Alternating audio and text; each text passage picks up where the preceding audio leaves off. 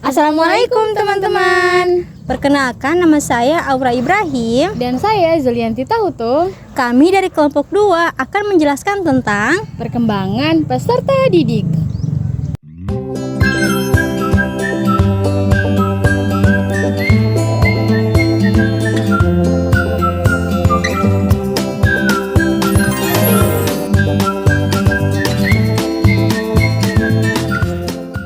Oke teman-teman, perkembangan peserta didik merupakan salah satu hal yang paling mendasar dalam peserta didik loh teman-teman. Ada banyak hal tentang perkembangan peserta didik pada setiap anak-anak. Namun kami akan membahas 3 yang paling penting, yaitu perkembangan peserta didik dari fisik, pengetahuan, dan juga karakter dari peserta didik loh. Nah, gimana sih perkembangan mereka? Yuk kita lihat bersama. Hai kakak. Hai. Oke, teman-teman, ini adalah salah satu perkembangan peserta didik yang pertama. Ini merupakan anak SD. Mereka biasanya berumur dari sekitar 10 tahun ataupun sampai 11 tahun. Anak SD biasanya diidentikan dengan kecil ataupun pendek, dan juga mereka sering bermain loh teman-teman. Nah, selanjutnya ada yang kedua, yaitu perkembangan peserta didik dalam skala anak SMP. Anak SMP biasanya mereka berumur antara 14 tahun sampai 15 tahun loh teman-teman. Nah, ini adalah salah satu contoh perkembangan pada anak SMP loh teman-teman. Mereka lebih tinggi daripada untuk anak SD loh teman-teman. Dan juga perubahan mereka secara fisik semakin berubah karena faktor usia mereka loh teman-teman.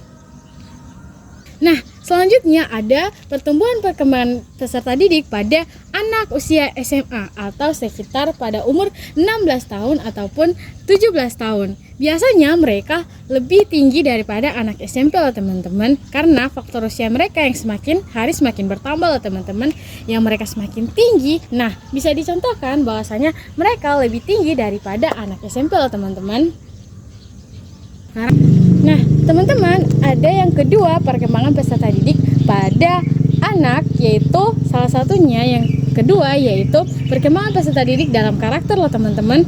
Setiap anak perkembangan peserta didik berbeda-beda loh. Ada yang SD, SMP, dan SMA memiliki karakter yang berbeda-beda. Nah, tentunya itu menjadi salah satu dasar membedakan antara anak SD, SMP, dan SMA. Nah, bagaimana sih cara kita membedakan mereka?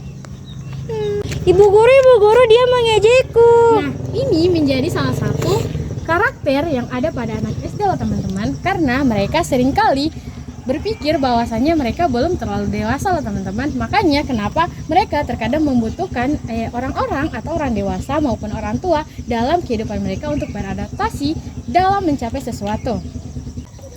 Guys, yuk. Astaga. Nah, teman-teman, perkembangan peserta didik pada anak SMP, mereka juga pemikiran mereka semakin terbuka, memiliki kesadaran, dan juga tidak seperti anak SD. Terkadang anak SD hanya meliputi kepada kesadaran mereka yang berpikir secara anak-anak. Tapi untuk anak SMP, pembaruan mereka tentang anak kedewasaan, pemikiran dewasa semakin terbuka. Guys, lihat nih. Apaan tuh? Ini makeupnya bagus-bagus banget. Ini murah loh. Check out. Ini bagus coy, bro. Iya, bagus banget. Bagus. Check out sih. Check out ya. Nah, teman-teman, anak SMA juga terkadang karakter mereka lebih ke arah dewasa, berpikir tentang make up ataupun hal-hal yang tidak sering dipikirkan untuk anak SMP, sering dipikirkan oleh anak SMA. Mereka lebih kecanduan kepada hal-hal yang dewasa seperti make up, handphone, dan juga hal-hal yang berhubungan dengan orang-orang dewasa, karena pemikiran mereka seiring berjalannya waktu semakin berkembang loh teman-teman. Yang ketiga adalah perkembangan peserta didik pada bidang pengetahuan. Nah, SD, SMP, SMA, pengetahuan mereka secara berbeda-beda loh teman-teman. Terkadang mereka memiliki satu hal yang paling mendasar pada setiap tingkatan sekolah mereka loh teman-teman. Nah, yang pertama ada perkembangan pengetahuan pada anak SD. Bu, 1 tambah 1 berapa, Bu? 2, nak. Oh, 2 ya? Iya, nanti kamu kerjakan ya. Iya, Bu. Terima kasih, Bu. Nah, itu adalah salah satu contoh perkembangan peserta didik pada anak SD loh teman-teman, karena mereka belum memiliki pengetahuan yang lebih jelas lagi tentang hal-hal yang selain dari pengetahuan mereka yang ada di anak SD loh teman-teman. Nah, selanjutnya ada perkembangan peserta didik pada anak SMP. Bu, 5 tambah 5 10 kan, Bu? Iya, kenapa kamu bilang 5? Lah, saya bilang 10, Bu. Oh. Nah, teman-teman, perkembangan peserta didik pada anak SMP, terkadang mereka sudah mulai berpikir secara kritis loh teman-teman. Yang awalnya mereka hanya mengira bahwasanya hitungan itu hanya sebatas hitungan saja loh teman-teman. Tetapi mereka bisa memberikan alasan kenapa mereka memberikan jawaban tersebut.